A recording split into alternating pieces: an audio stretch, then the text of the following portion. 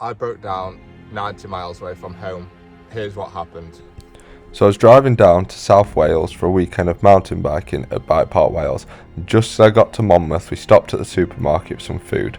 I pulled onto a slip road and heard a big bang, and the van just wouldn't drive any further forwards than where it was. See, we've got grease everywhere, and that drive shaft is definitely not in the line it should be. So it looks like this part here of the drive shaft, well, I mean, it's moving in and out, but this part of the drive shaft here has snapped, and it's not gearbox side, which is good news, because then it's just gonna be undoing those bolts and then taking it out from this side. So yeah, it turns out I've snapped a drive shaft. Very annoying, but at least the van is home, so we can repair it. And here is how to swap a drive shaft on a VW Transporter T6.1. You've got to make positives out of negatives, haven't you? So if I can get a video for you guys, we're going to be on to a winner.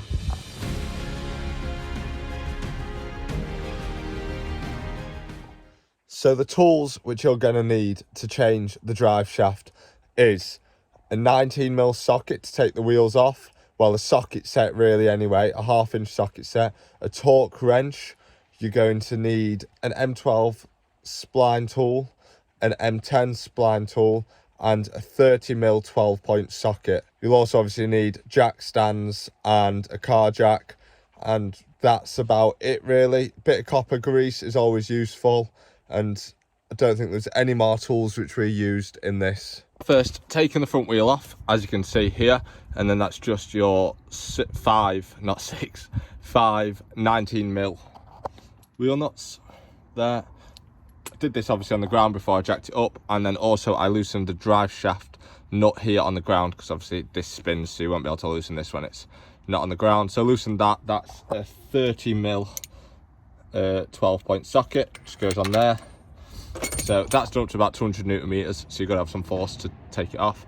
And then yeah, just took the wheel off, jacked it all up, so 2 jack stands and then wheel under for safety.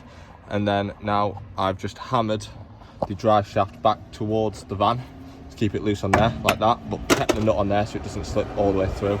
So we can undo these 12mm spline bolts here, so we can drop the wishbone down, and then we've got free play on the hub to get this out and just ease a bit of access. I'm also going to just unclip the brake lines and the ABS and brake pad sensor lines, just so I'm not causing any damage to it. And I might undo the drop link just for ease of access, but we'll see when we get to that point.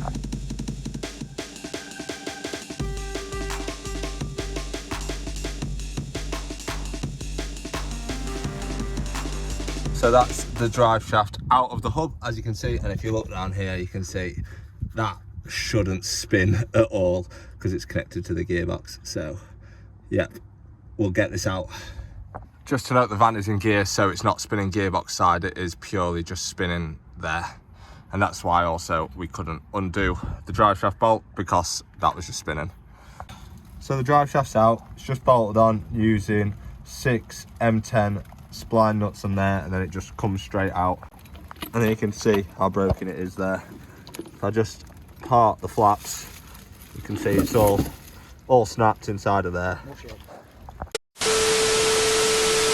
So the van is all back together, and of course, it being England, I had to stop recording on the simple fact that it was absolutely chucking it down and it went dark because it's winter.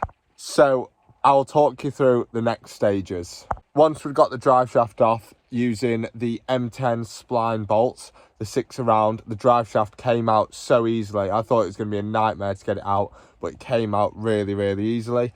So after we'd done that, we could then move on to fitting the new drive shaft. So this is the drive shaft I got. It's a Shaft Tech drive shaft, guaranteed to 60,000 miles, so I'm sure we'll end up putting that to the test. So yeah, the drive shaft is just identical to the OEM one. It's not the OEM one, but it's same part number and everything like that, all the same measurements. We put them together just to compare, and they all fitted together as expected. So then we could start fitting it, and that was just a reverse of the process of removing it all. So we put it on to the new bolts, and they were tightened up to 60 Newton meters. So once the drive shaft had been bolted to the gearbox with the 6 bolts, we could then just put the hub assembly and the drive shaft together and tighten the drive shaft nut up, making sure to use the new drive shaft nut, as you want to use the new shaft nut when you change the drive shaft. Then we could reattach the lower control arm with the two M12 spline shafts, and these are done up to 60 Newton meters as well. And then we could put the wheel on and lower the van to the ground, tightening all the wheel nuts up, so to 130 Newton meters, and then the drive shaft back up, which goes to 200 Newton meters, and then 90 degrees extra of rotation from there. We've got to make sure we torque up all the bolts, as it's all part of the transmission assembly, so you don't want this coming loose when you're driving. And that is it. The van is all fixed and is running and as expected. It's running very, very well. It feels same as before, really. I didn't notice any issue with the drive shaft before until it went. So if anything, it feels slightly smoother on the left hand side now, but that's expected as it's a brand new drive shaft. It's not got 57,000 miles on it as the old one had. All in all, changing the drive shaft was quite a quick process. I think we got the old one out and the new one in or back up and running within about an hour. So it can be really quick if you just know which bolts you're undoing and you're not trying to work it out. But thank you very much for watching. I know this has been a short one, but hopefully it's helped you a little bit, and I'll catch you in the next video. We've got plenty more exciting videos coming up, so don't forget to subscribe so you can stay tuned to all of those. I'll see you next time.